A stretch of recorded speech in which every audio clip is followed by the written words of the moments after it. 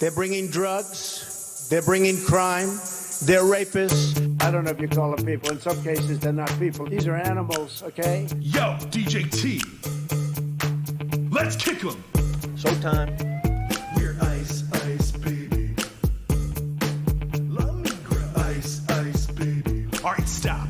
Put up your hands and listen. Ice is back to stick you in detention, Trump man. Day one of you bastards, sweeping South Florida like a natural disaster. Will it ever stop? Yo, hell no. You voted for this? Now you can go to the extreme. We're shoving guns in your faces. Should've thought twice before you weren't born Caucasian. Dance. We're celebrating your doom. Taking your kids and separating them from you cages. That's where we're gonna stuff them. Right after we print and cuff them. Love it or leave it, it's time to go away. We're not fucking around in this ethno state. If you got real problems, we'll ignore them. We're immigration and customs enforcement. We're ice, ice, baby. Love me, girl. Ice, ice, baby.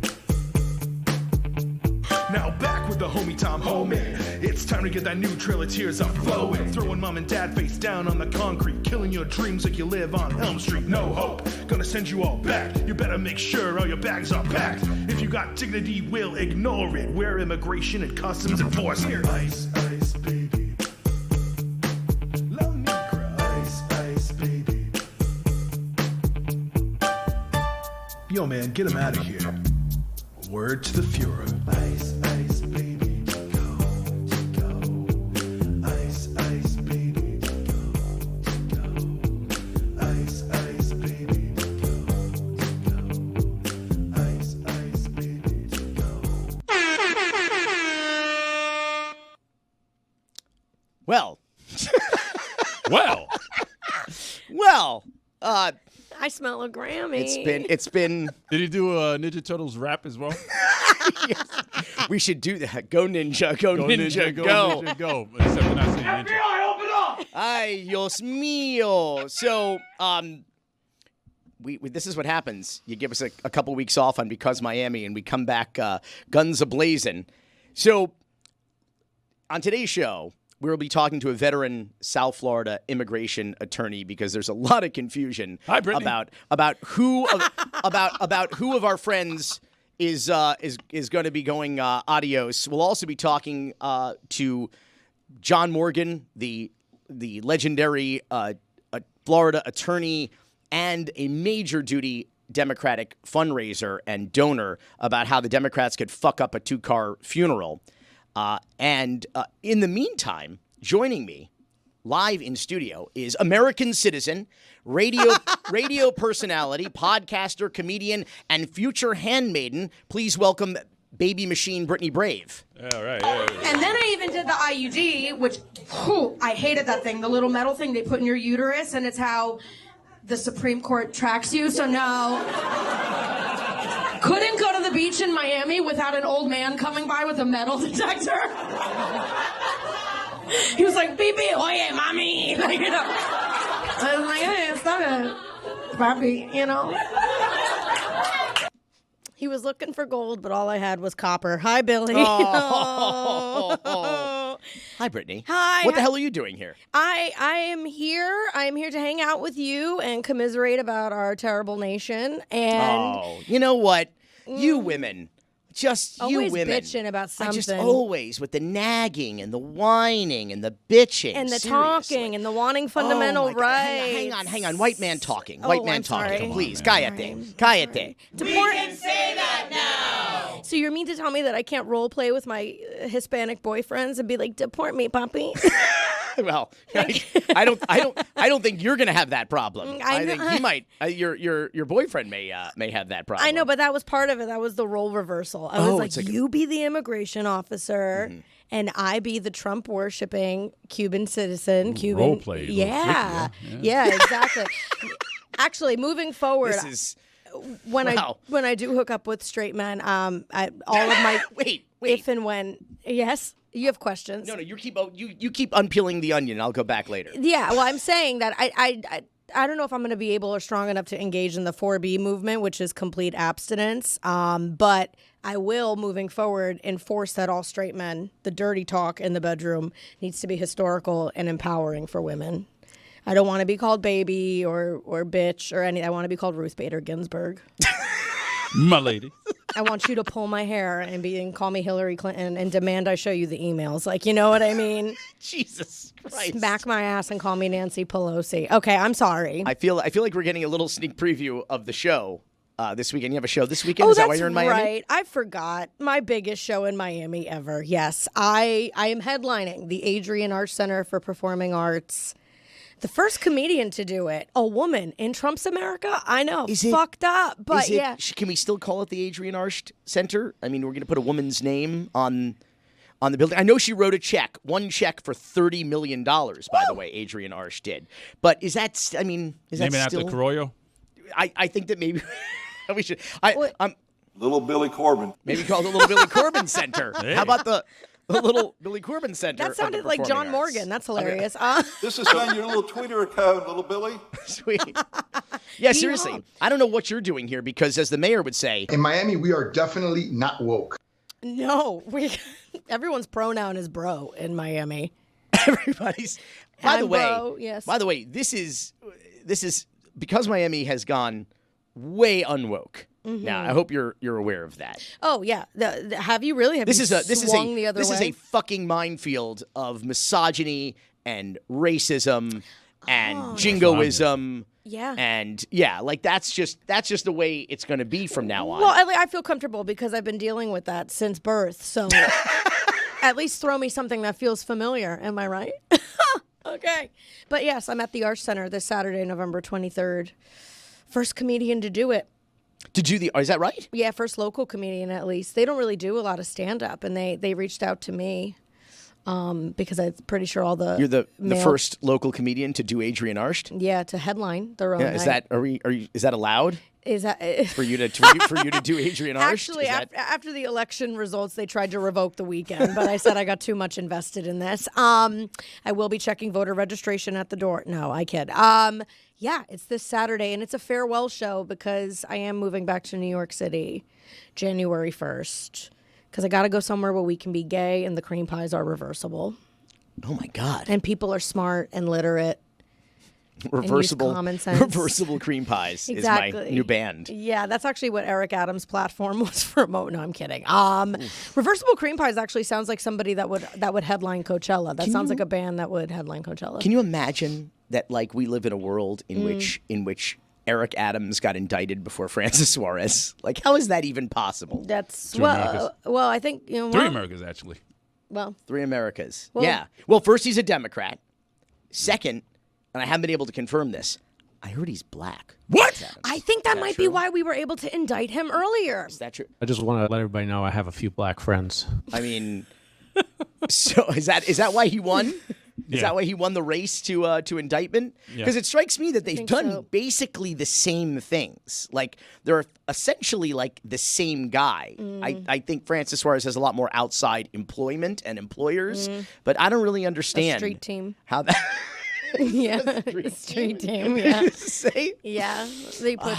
Yeah, it's. I do think that was his advantage was being a black man. That's where the indictment came in a lot quicker. Is that how he found himself in handcuffs before anybody else? Yeah, that'll do it. Yeah, I don't know if you forget this about yourself, Billy, but when you're white, like you could do whatever you want, and it's forgiven by God. Oh no, I have not forgotten that. Yeah, I have not forgotten that. In fact, I've embraced that wholeheartedly.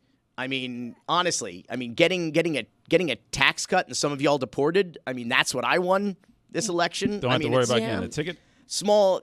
Oh, amazing. Don't have to worry about your safety when you walk down the street at night. I don't know that that's entirely true in this town. That is true. But I would say that this is everything's coming up Millhouse as far as this election is concerned for me. Yeah, it's nice to know that everybody around me hates women. That's been really comforting. Everybody in this country. It's not everybody around you. But it's mostly everybody. It's certainly over 53% of the women around you. Yeah, this is what I would say. Yeah, and they also are very dead in the eyes as well too. Internalized misogyny going on, I think. Yeah, big time. What are you most looking forward to? We asked this question of Uncle Luke last show. What are you most because everybody's glass half empty. Mm-hmm. Glass half cream pie half empty, you know. Well, that's still not as reversable. Go on. I'm sorry, not to get into my question is, so what are you looking forward to from the next 4 years of American history? I'm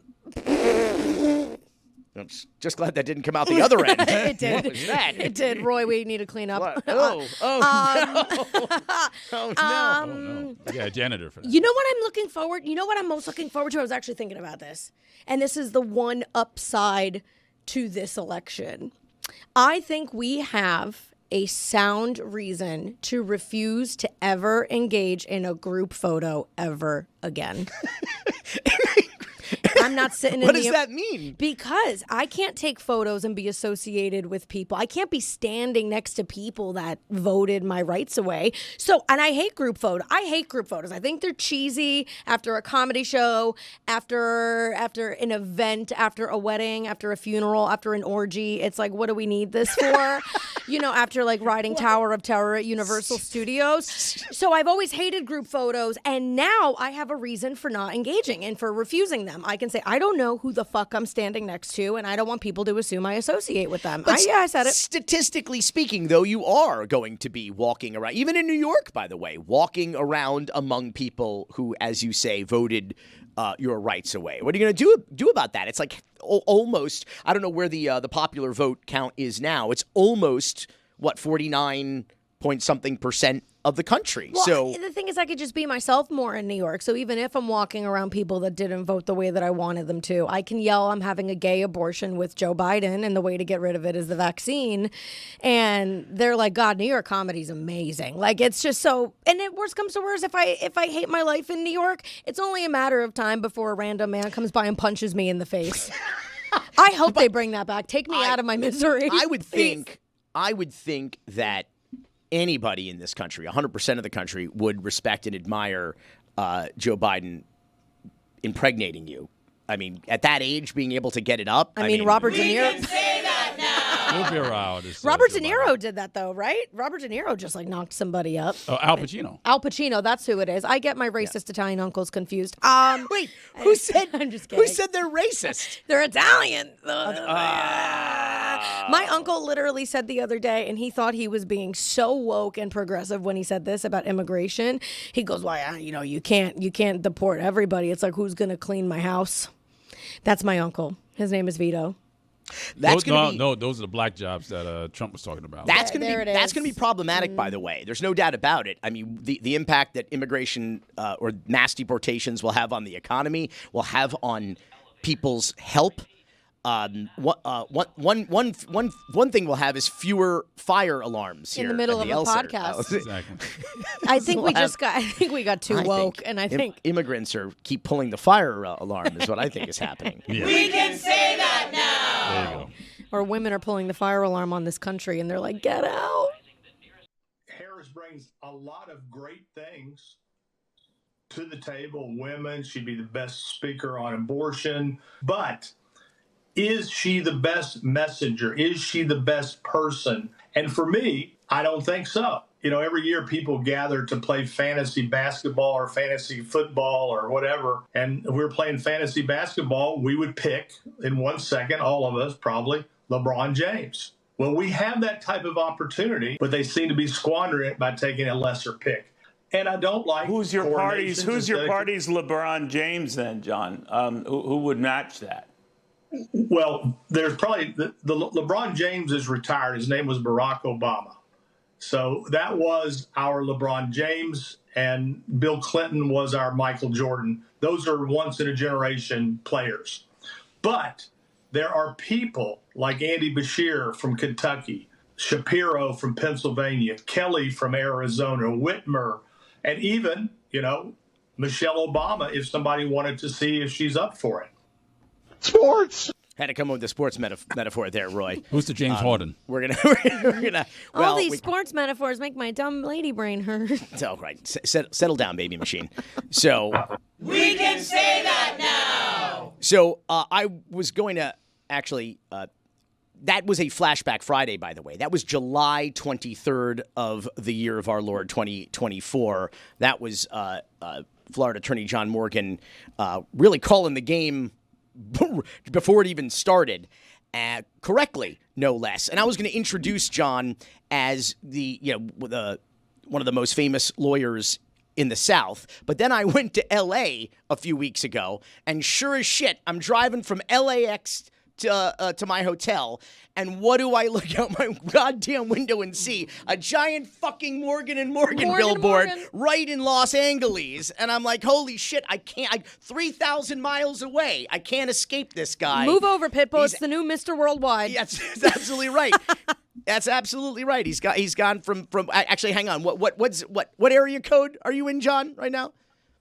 Right now, I'm at 407. Right, so he's gone from Mr. 407 to Mr. Worldwide. That's or Mr. USA. John Morgan is joining us, and I know there's been a lot of we call it Monday morning quarterbacking, a lot of autopsying, here, post-mortem here on this election, but you were pretty well ahead of the curve, and you were also an insider. I mean, you are a very prominent Democratic fundraiser and donor. You had raised a lot of money for your friend Joe Biden at the time, and you kind of saw the writing on the wall. The way I looked at it at the time, and we didn't really talk much about this publicly, Democrats. I'm now an NPA, but you did, talking about the fact that if we're going to coup the president of the United States, the anointed successor has to be what I'd call a napalm candidate. It's got to end the election right then and there. And when Kamala Harris became the presumptive nominee, it was still a tied score, and that did not bode well, obviously, for the the incumbent administration. So, John, what did you see at that moment in time that troubled you, and you, in fact, actually pulled out as being a donor to a Kamala Harris campaign? That's right. I saw her, and, I saw her in the primaries. When she ran for president, she got no delegates. She got 8% of the vote in her own state of California. She was beat badly. And while I like the idea of a woman president, if you're against her, it's like all of a sudden you're a misogynist because, you're calling balls and strikes. It had nothing to do with that. Nobody fought harder for Hillary than me.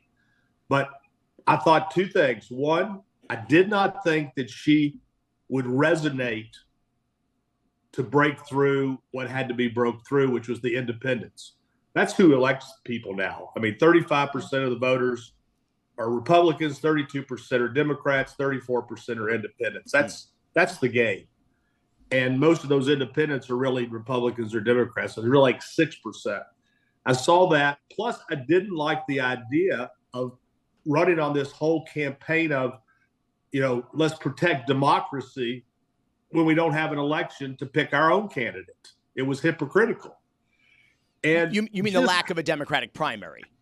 Right. Or a convention, a mini convention, something. Mm-hmm. Look, you could have gone in and picked Meg Whitmer from Michigan and Josh Shapiro from Pennsylvania, and that would have been one hell of a ticket. That would have taken care of Michigan. That would have taken care of Pennsylvania, maybe.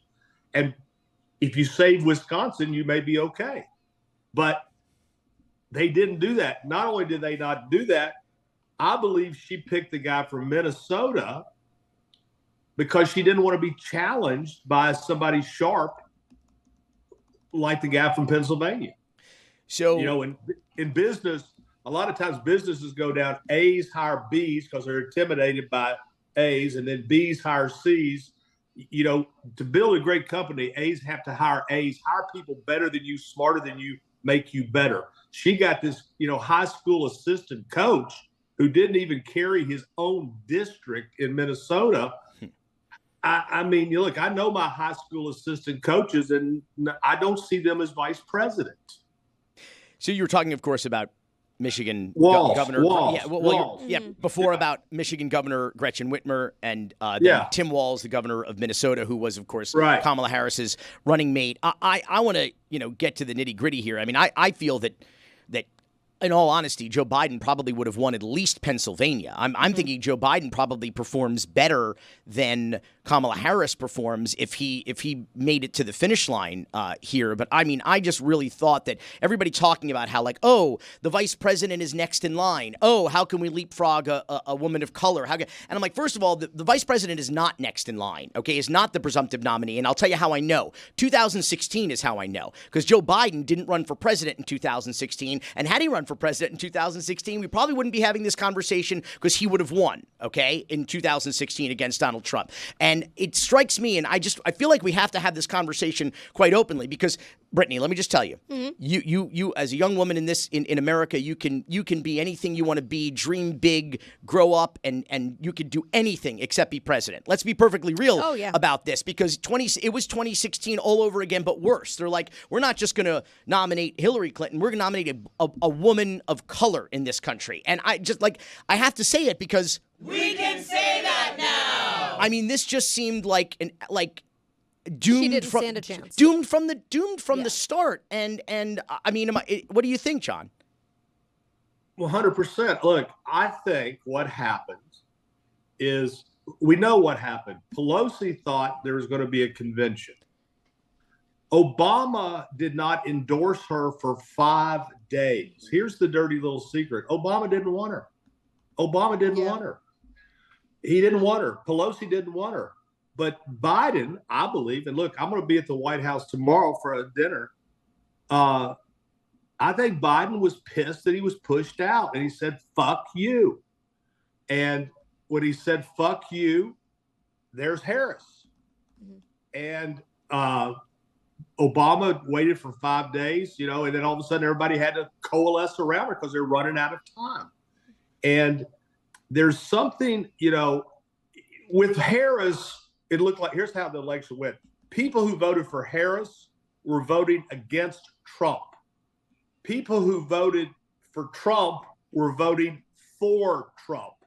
When they're not voting for you, but against your opponent, that's a tough climb, and she couldn't make it. Yeah. She didn't make the case. She never, and the other problem she had is she could never untether herself from Biden. It's Harris-Biden. It's the Harris-Biden, Biden-Harris economy. And she couldn't go out, and she wouldn't go out and say, look, I think Joe fucked up. Let me tell you what I'd do different. Right. I also think, though, that you're talking about issues now. I don't think this election was about issues. It was not about competency or character. So this election was about this. And it began with defund the police. It began with transgender swimmers. This election was more about woke transgender swimmers and defund the police than it was about the inflation and the war in Ukraine. But those culture wars are not Democratic culture wars. Those are Republican culture wars. Democrats don't really give a shit about them. They're just like, where are these people going to go to the bathroom? Like, can we just have, like, where are they going to go? They got to go somewhere. Republicans want to run on those issues, but those issues and day one mass deportations do not help the economy. In fact, quite the opposite. So that's why I'm saying this wasn't an election about issues. This is the WWE, and that's what the Democrats keep fucking missing. This isn't about competency or character or commitment to the Constitution. As far as I'm concerned, the Democrats should have nominated Tom Hanks and Mark Cuban, or Oprah and Michelle Obama. Anybody who could win. It didn't matter who was competent, who was next in line, the bullshit petty politics of we can't leapfrog this person in the vice president. That was a losing proposition. But don't forget this. If they had leapfrogged Harris, she would have thrown a shit fit. Shit fit. And she would have been saying the things that, we know she'd be saying. And like what? Brat. This is racism. This is misogynism. Okay. This is about winning. This is about winning an election, is what it should have been about. No, but all she cares about her, not about us. And that's why she would have done it, because she had one chance at the brass ring. But then she was right there. And by the way, don't forget, she thought she was going to win. Oh, horseshit. No, listen. There was She a thought delusional she level was of gonna optimism. Yeah. Yeah, I think she did as well, too. And I think all you got to do is watch her in these rallies. She didn't walk. She pranced. You know, when you walk, I mean, you know how when people walk with confidence, when you know when somebody's getting ready to come and give a speech or sing a song, like, hey, that motherfucker can sing. And then he sings. You know by the way they walk. When she was walking with Oprah, she was walking with confidence. She thought she was going to win because they told her she was going to win. Yeah. They had $200 million. But listen, you guys are in Florida. I'm in the Wall Street Journal today being quoted. They were running tons of ads in Florida. That was like, as I said in the Wall Street Journal this morning, it's like filling a wheelbarrow full of millions and millions of dollars and just catching it on fire.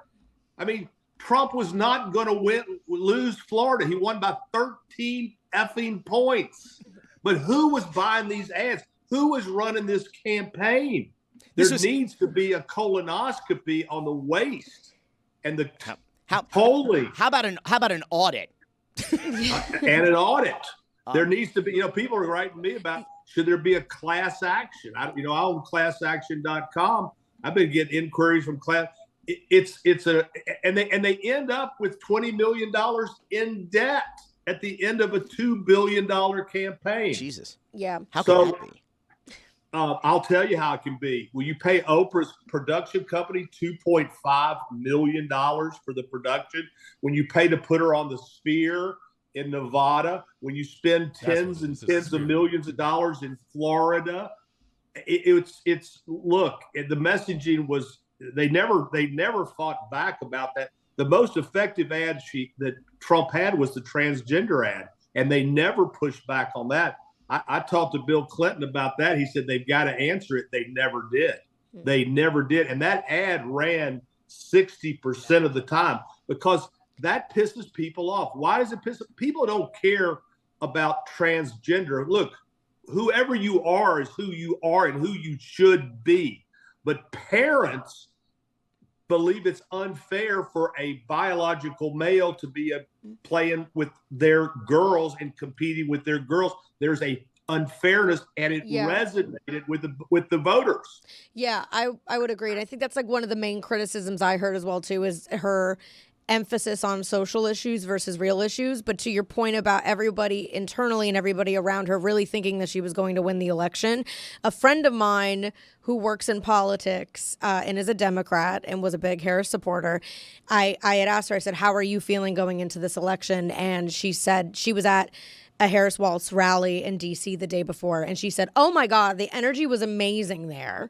And I was like, well, I would assume it is. Everybody who was there was a supporter of her and planning to vote for her, but that tonality and that vibe, if you will, is not necessarily reflective of everything else across the nation. And I did vote for her, obviously, but because it was choosing between the lesser of two evils. And even I can tell you, the celebrity endorsements, the brat lingo, it was lost on me. But let me they're going after younger voters. But let me say that's how they filled arenas. But let me say this though: is that to be fair, looking at the numbers, I think Kamala Harris is going to have the third most popular votes of any presidential candidate in history. Biden is safe at number one. Donald Trump will come in with second. With I think he's inching above 49 to 50% of the popular vote. So she got votes, and as John said, perhaps those were people voting against her opponent rather than voting for her, which is problematic. But I want to leave on this thought, John, because we are in Florida. We are Florida men, and I want to talk about the money that was wasted here. But it was literally lighting it on fire. I agree. Every time I saw a Harris ad, I'm like, what are they doing? What are they doing? It's like spend it in a real swing state. Yeah. Yeah. So my question is, though, we heard a lot of I resigned from the Miami-Dade Democratic Executive Committee and switched I've only been a Democrat in the state of Florida from 2018 to 2024, I'm now back to where I was for the first, 30 years of my life thereabouts in NPA. And because of the grifting, because of Nikki Fried's big lie, Florida is in play. And I will tell you, all year long, every time I heard it, I played whack-a-mole with it. And I retweeted, I said, Florida is not in play. We need to stop gaslighting ourselves and our donors and our voters. This is a rebuilding year. I'm a Dolphins fan. I know a lot about rebuilding years, okay? So, that's all you do is rebuild. So absolutely. Sports. So what I'm saying is, what does Florida do when you got these grifters running the party that Florida in play thing? You know what that was. That was to get money from the national party so they could pay their consultant cartel that is held this party hostage down here for basically 30 years. The Democrats have been a non-entity since the turn of the century, since Jeb Bush was the governor. And Lawton Childs was the last of the Mohicans. Yeah, and they're telling us Florida is in play. No. That was insane bullshit. So what do we do down here because I believe in competition. I'm a capitalist. I believe in a robust, challenging each other on ideas and parties. It's funny you should say that, capitalist, because today I'm an MPA also and have been ever since the squad and the socialists they started putting the word socialist at the end of Democrat. Bernie Sanders, Democratic Socialist. But Phil Levine, who's your mayor down there, he and I are He's not anymore. He was a former Miami Beach mayor. Right. But he wrote me today and I said, if we were going to have a third party, you know what the name of my party would be? The Capitalist. Just fucking own it. The Capitalist, not the Socialists, not the Republicans, not the Democrats. We are the Capitalists. We are the capitalistic party. Yep. We believe in capitalism, and we also believe in taking care of those who can't take care of themselves. That's the American way. That's the American way. We don't listen. The MAGA people are mad because they're mad. They're mad because they're falling behind. But listen, I got news for the MAGA people. All these illegal immigrants you're worried about, find me one American that lost their job to an illegal immigrant. They don't, because Americans aren't going to pick fruit. They're not going to wash windows 50 floors up. It's going to be a small Guatemalan up there. You're not going to ever see, some corn-fed guy from Nebraska up on a scaffold. We can say We need the illegal immigrants. The economy would crash without the illegal immigrants. And so, but the MAGA people think that they're their problems on the right, and on the left, they just want, free money. I think they also just think that having them here is just tarnishing what they believe America is. Like it's an embarrassment. What's interesting, the Venezuelans and the Cubans, they were moved toward Trump because they're like, I'm in, I got mine, keep everybody else out. Once we get ours, I got mine.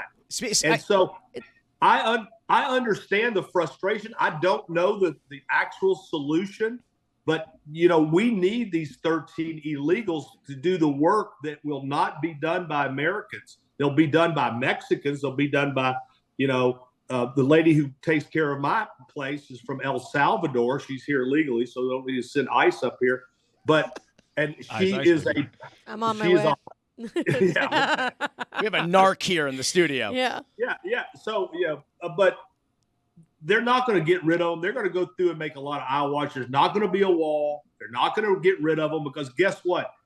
They could get rid of them tomorrow if they wanted. You know how? Make it a third-degree felony, a $100,000 fine to hire one. Okay? You do that, and they're all gone tomorrow. All the farmers, all the janitorial services, they're all paying on illegal immigrants. If you want to get rid of the illegal immigrants in this country, it's a felony. You go to prison for a year and you pay a $100,000 fine, and you don't need fucking ICE. John Morgan, forthepeople.com. Say adios, amigos. That's not the ICE rate. Oh, audio. No, go to avocados.com. I'm there too. Avocados. No, not avocados. Avocados. Avocados. Go to classaction.com. Forthepeople.com. Classaction.com. Avocados. HurricaneLawyer.com. There are a lot of immigrants in this country who are like Grover in There's a Monster at the End of This Book. You're undocumented and you support Donald Trump. I support Donald Trump for the economy. If they let in hundreds or thousands of people who already have criminal records, if deporting them creates a mass deportation, I'm all for it. But what if rounded up in all of that are people who work on a farm? They're doing the jobs that Americans don't want to do. Does that worry you? That wouldn't be fair. Of course, they need to make sure that they don't throw away, they don't kick out, they don't deport people that are family oriented. If you get deported, would you regret your support to Donald Trump? No me arrepentiría. He's saying that he wouldn't regret supporting Donald Trump. Do you have a plan in case you get deported? I respect that decision. I leave the country. So clearly there's a lot of confusion, even from supporters of President-elect Donald Trump, about what is going to happen with the promised denaturalization and mass deportation plans that have been promised basically from day one of the new administration, which is right around the corner at the end of January. And if we make it, I think we'll make it. I think we'll be okay. I think this reality show is going to be a blast. I think this reality show is going to be a blast. What are you worried about? World War III? Yes. Fair point. I need a lobotomy. Ada Pozo, another one? Yeah. Ada Pozo is a veteran immigration attorney here in South Florida. You can find her at pozogoldstein.com. And Ada, I guess I should, right off the bat, is I imagine you've been getting telephone calls from concerned residents, clients, both naturalized and not naturalized. And what seems to be on the forefront of everyone's minds right now that you are hearing from? What are their fears, their concerns, and what are you telling them? Yeah, Billy, and unfortunately, my phone's been ringing off the hook and everybody is just panicked. And that's exactly what this administration wants. I mean, Tom Homan has said it himself, shock and awe. That's what they want. They want to come in on day one, bring in massive police presence, even bring in the military to just round up everybody who's here illegally and deport at least 1 million people in his first year. That's what he says he wants. So everybody's panicked. They want to know, is that going to be me? What are the priorities? Who are they going to try and deport first? But what if I have kids? Those are all the questions I'm getting on a daily basis. And it's very sad. People are here in South Florida. People in Florida are wondering if they should leave the state, because we know very well that our governor is going to cooperate fully with whatever Trump would like him to do to help deport people. So it's just a mass panic right now is what I'm hearing from all my clients or potential clients that are calling the office. So Tom Homan is the President-elect's incoming border czar. He served as the acting head of Immigration and Customs Enforcement, ICE, during the first Trump administration, and he's been making the rounds on News, 60 Minutes, talking about, as you said, the shock and awe on day one. And that really, I guess, is the question, right? What is the criteria going to be? I have a lot of immigrant friends and neighbors. I guess it's not my problem. I can say as a white man born in America, whose parents were born in America, whose their parents were born in America, their grandparents were born in America. I don't know how far back they're going to go to denaturalize here, but is that the question? What is the criteria going to be? Where are they going to start first? What do we know? I think we do know that they have said they're going to target so-called criminals, or people, whether they are naturalized or not, people who have been convicted of crimes, right? Right. Yeah. The easy one to say is criminals. I think everybody agrees if you've been convicted of violent crimes that you should be put in deportation proceedings. So that's the easy one. But the other thing that the President-elect Trump is saying they're going to prioritize is people that have final orders of deportation. Most people with final orders of deportation in this country are not criminals. There are a lot of people that didn't go to court, so they ended up with an order of deportation in absentia. There are a lot of people that maybe lost an asylum claim but have been here for many, many years and are working, paying taxes, and have no crime. So it's not just people that are criminals that are going to be deported. It's going to be the lowest hanging fruit, because we know he wants the most massive, ginormous deportation that this country has ever seen. And it's going to be the easiest people to deport, which are people with final orders of deportation. And yes, also people with serious criminal convictions. Now, you say violent crimes, but, down here in South Florida in particular, we have a lot of people who have been convicted of Medicare fraud. A lot of people have been convicted of drug-related crimes that may be considered nonviolent, but are pretty serious felonies in the face of defrauding the taxpayers and the federal government in terms of, poisoning the streets with drugs from Latin America into this country. So I mean, if it's and some of those folks are naturalized, and they're talking. That's the thing too, is that people they hear a lot about illegal immigration, but they're talking about, and Stephen Miller, who is going to be, beyond the border czar, he really is Trump's guru of immigration, has said quite openly that denaturalization is on the table, which means that people who have become citizens, right, might not be citizens anymore and then might be deported.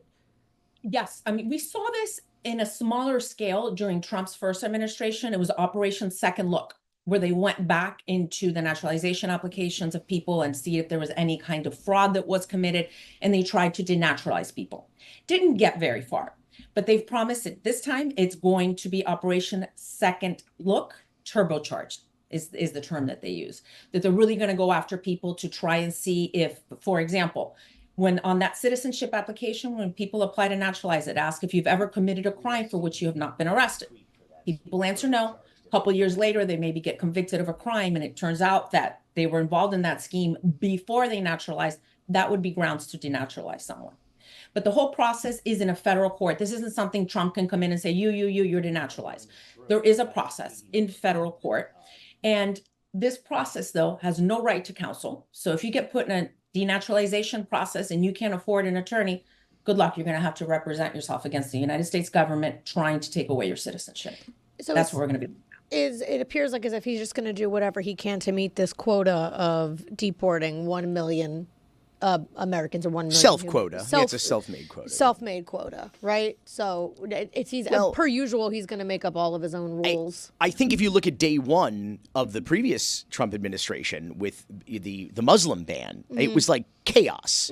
So, there's no telling. He's already said that he's going to use the military to enforce this policy, whatever this policy may ultimately be. So, we very well could see soldiers on the streets of American towns rounding up immigrants. We have the state of Texas has volunteered, I think, thousands of acres of property to build deportation camps.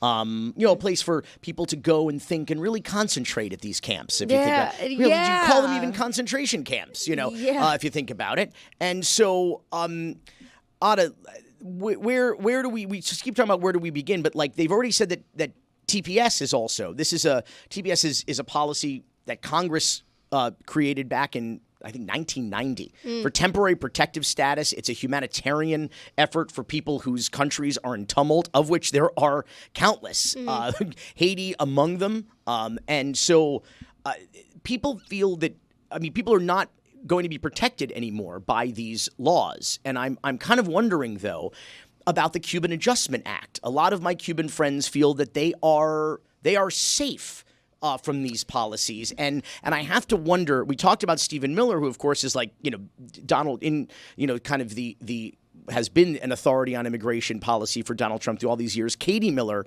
of course, is his wife. She's a Florida woman. She was a communications director for the vice president. And I'll never forget what she said back during the first administration when people were concerned about the family separation policy. Listen to this. Katie Miller. She was spokesperson at DHS during the family separation crisis, a vocal, unwavering defender of what we were doing, taking these kids away from their parents. Katie Miller told Jacob Soboroff, quote, "My family and colleagues told me that when I have kids, I'll think about the separations differently. But I don't think so. Homeland Security sent me to the border to see the separations for myself, to try to make me more compassionate. But it didn't work," end quote. Sounds like Jacob responds, quote, "It didn't work? I will never forget what I saw. Seriously, are you a white nationalist?" he asked, exasperated. "No," she said, "but I believe if you come to America, you should assimilate. Why do we need to have, Little Havana?" Why do we need to have Little Havana? Because our neighborhoods are segregated down here? Well, that's true, but, it makes me wonder, we had talked about this on the last show about the English-only ordinance that was passed overwhelmingly on a referendum in Miami-Dade County in 1980. This after the county commission had acknowledged that we are already by the late 70s a bilingual community. And we are, in fact, today, now 40 years later, we are a minority-majority community. And it makes me concerned about the culture of and future of this community. Ada, what do you make of that? Is anybody safe? Does the Cuban, if TPS doesn't protect anybody, does the Cuban Adjustment Act of 1966 protect anybody? Well, the Cuban Adjustment Act is not really going to help a lot of people anymore because we don't have wet foot, dry foot. So ever since wet foot, dry foot got taken off, then when a Cuban tries to enter the United States, they're not given any kind of admission. They're not given a parole document, which is what used to happen when they would come in under wet foot, dry foot. So now when Cubans come in, they're never technically admitted into the United States. They're placed in court proceedings without being admitted. And the Cuban Adjustment Act requires that the Cuban national have been admitted a year and a day ago in order to qualify for residence. So we've seen a watering down of the Cuban Adjustment Act since wet foot, dry foot has been taken away. The only Cubans that really benefit nowadays from the Cuban Adjustment Act are the ones that are managed to come over here on a parole, which we know the humanitarian parole is going to be gone now under Trump. The ones that come in without parole, or Cuban nationals that happen to have another citizenship, for example, that also have citizenship from Spain, and they enter the United States on an ESTA, a visa waiver, then they're able to apply for residence under the Cuban Adjustment Act. But those are really the only Cubans that can use it now. It's been watered down a lot, and I suspect that it's going to be watered down more when now we're not even going to have the option of the humanitarian parole for Cubans. But that is forward-facing, though. I'm talking about backward-facing, meaning you have naturalized Cuban immigrants, but is it possible to see some of them denaturalized and deported? Well, they would have to. The United States Supreme Court did find that in a unanimous decision that in order to denaturalize someone, there has to have been a material fraud that was committed. So it's not just, oh, the Cuban Adjustment Act is no longer here, we're going to take away your residence. No, it has to be that they have to prove that that Cuban national or any other national for that matter in denaturalization proceedings committed a material fraud, lied about something on their application that had they told the truth, they would have likely been denied. That's what the government is going to have to prove to denaturalize anyone who has already become a United States citizen in this country. Now, is it going to become harder to become a U.S. citizen? I believe so, that absolutely it's going to become a lot harder. I have a question. I'm curious. So obviously in your line of work, you had mentioned up top that naturally you're experiencing a lot of panic from clients or potential clients and paranoia. And then I'm curious about the other side of that perspective, which we run into often in Miami, which is Cuban Americans or Cuban people idolizing Trump blindly and idolizing this administration. So what's the ratio between people that are legitimately concerned for themselves and their family versus people that think that they are invincible, quite like President-elect Donald Trump? Like, are you seeing a lot of a lack thereof of rightful paranoia and people thinking, oh, it won't happen to me? Because that to me has always been the most disheartening and confusing sentiment is so many individuals fight so hard to get to come into this country and they speak like as if they're proud of their culture and they speak like as if they're proud of their nationality. And then the second that they are able to achieve some level of citizenship, they turn to their very brothers and sisters of Cuban descent and they say, okay, no, like a Miami nightclub list is full. Nobody else can come in.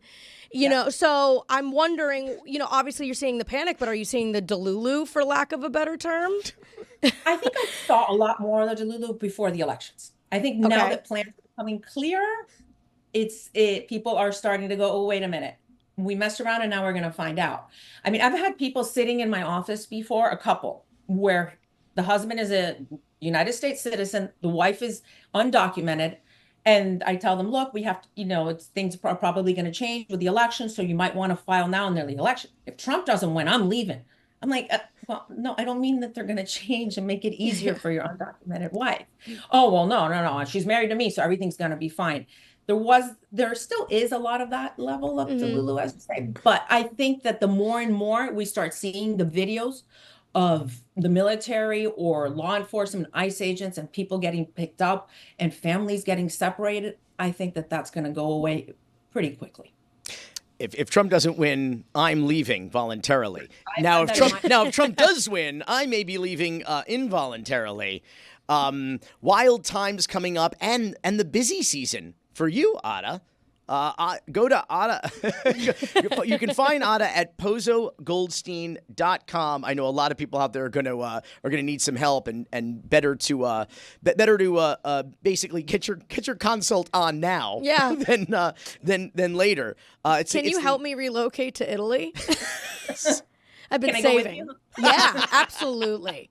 I actually volunteer to not be a citizen anymore. I'm pretty sure I'll live anywhere else. So, yeah. Oh man, I got to tell you, being a white man right now, this is our golden age too. I mean, the absolute golden era. I mean, we have had it too hard for too long, and finally, white men in this country are going to get a chance to get a leg up. We can say that now. I hear that next summer in Miami they're going to throw a straight pride parade, and that you're going to be leading the pack. Hang on. Yeah. Hang on. You're goddamn right, meatball. Sorry. I'm. You know, are you body shaming me? I get a little rusty with the carts when I take a couple weeks off. Ada Pozo, thanks so much for being here. I hope that you will join us again, because I'm sure there's going to be a lot of people with a lot of questions and needing a lot of help in the new year. And we'll see. You know, next year in Rome, I guess. I hope so. I hope so. Pleasure, Billy. Thanks for having me. Former Miami City Commissioner Alex Diaz de la Portilla has been cleared of all criminal corruption charges against him. In a statement, Broward State Attorney Harold Pryor said his team concluded there was no reasonable likelihood of conviction. Diaz de la Portilla was suspended from the commission last year following his arrest. He was accused of secretly taking payments from the owners of a private school in exchange for support to build an athletic complex on public land in Miami's Edgewater neighborhood. The Miami Mafia is undefeated. I mean, undefeated. So the Broward State Attorney's Office got this case because Miami-Dade State Attorney Catherine Fernandez-Rundle was conflicted out because she's like a part of the incestuous cesspool of corruption down here. So she's like, no, I got a conflict. I'm going to kick this up to Broward, which Governor DeSantis did by order. And then they indict these guys. They arrest them. They book them. They mugshot him, and they're going to there's like a trial date, and then they do more investigation. Like, you know what, on second thought, all of this was kosher. All of the alleged bribery and money laundering and campaign finance laws that we indicted them and charged them with breaking, that's all our bad. I'm not going to lie. When you were saying they indicted them, they arrested them, I thought the next one, rule of threes, was going to be, and then they let them run for president of the United States. Well, actually what happened was Ron DeSantis removed or suspended Miami City Commissioner Alex Diaz de la Portilla from office, and then he ran for re-election like a couple months later and lost to Miguel Gabella, who's now the District 1 commissioner in the city of Miami. But this guy is just, I can't. Like, this is the thing. We are in a golden age of corruption. And like, as I always say, the Miami of today is the America of tomorrow. So all of these red flags and all of these indicators, and like, you know, you were saying, speaking of red flags. Red flags. Speaking of red flags, I know them so well. I actually gravitate towards them. Actually, it's like, man, if he's got a beer gut and he smokes American spirits, sign me up. Anyways, I like that you said we're in the golden age of corruption. Like, that's notable given the fact that it's Miami. Like, every year feels like the golden age of corruption. How do you determine? Well, because it's cyclical, certainly, but like the only analog of this in Miami history is from about 1997 to 2001, where we had like where the corruption just got so out of hand. You had the arrest of multiple city officials, multiple county officials, and it all culminated in 2001 with the arrest of then Miami Mayor Joe Carollo. God we trust. And is that that's not the one. It culminated in 2001 with the arrest of then Miami Mayor Joe Carollo.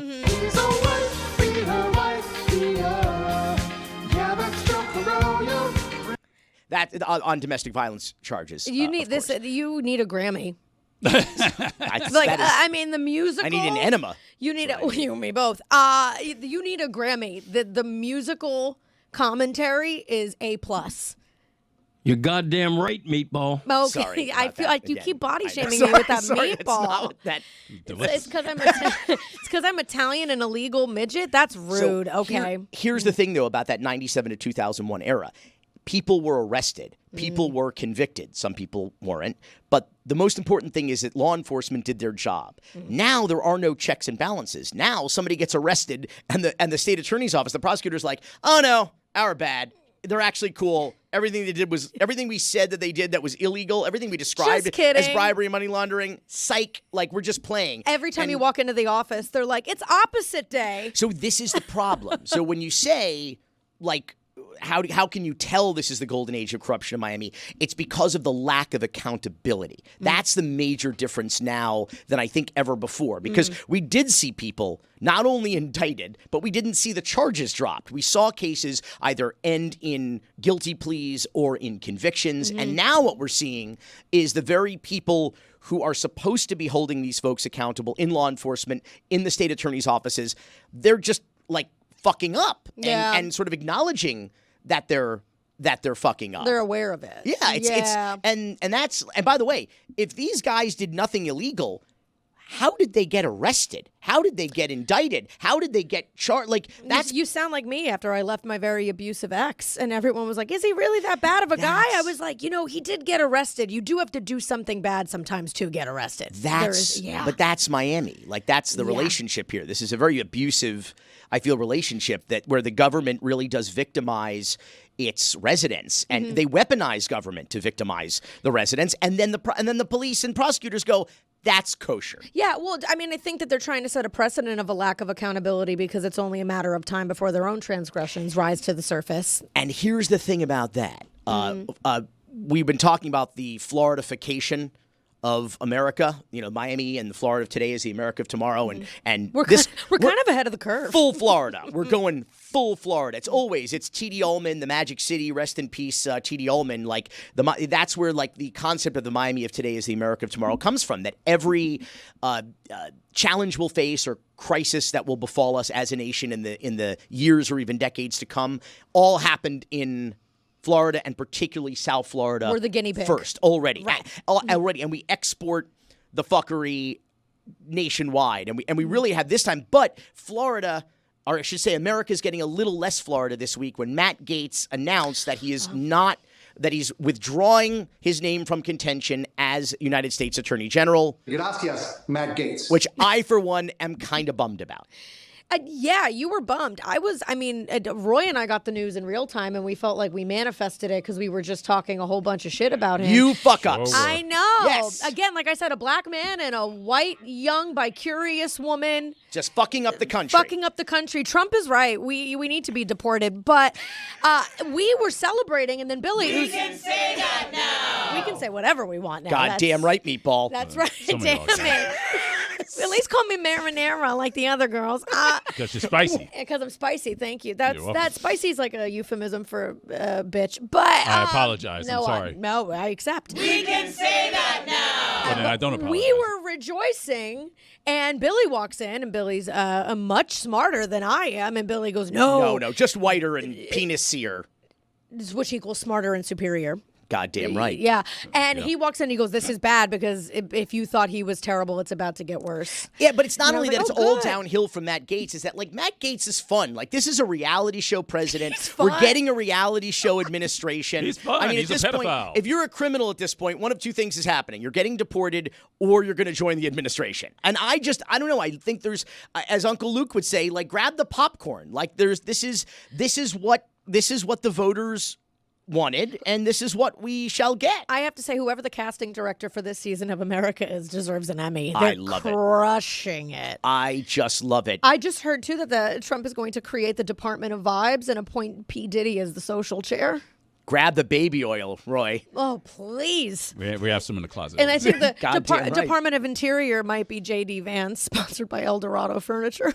That is a super South Florida joke. Speaking of which, catch Brittney Brave if you're in town for all the hilarity this weekend, Saturday, one night only. One night, two shows, 7 and 9:30, Adrienne Arsht Center. Where can we find you? and buy tickets, etc. www.brittneybrave.live, not brittneybrave.com, because in the brief moment that I had to change over my domain, a hater, as the kids would say, bought brittneybrave.com, and it is now what looks like either an Asian sex trafficking site or gambling platform. I'm not kidding. Roy, like, you can pull it up on your phone. Don't pull it up here. It's embarrassing. Pull it out. Safe for work. Pull it, yeah. And BrittneyBrave.com. They're coming all over the place. That's what I get for buying my domain off Truth Social. It was like those Wicked toys in Wicked.com. Yeah. Don't go. I saw that. They meant WickedMovie.com. I know. Is what they meant. But here's the thing. I think parents are growing increasingly tired of having that sex ed talk with their kids and discussing repro rights and birth control. So if you think about it, the upside to that QR code is they're going to learn today. Yeah, do not.com. Brittney Brave. They're coming all over the place. Oh, speaking of coming all over the place, onlyfans.com/Brittney Brave as well, too. Oh, seriously? Yeah, I just know. I do like jokes and photos of, my feet, asshole. Feet yeah, pics? yeah. Yes. It's like a telehealth appointment. Yeah, the old men really respond to it. Yeah. Cocaine's.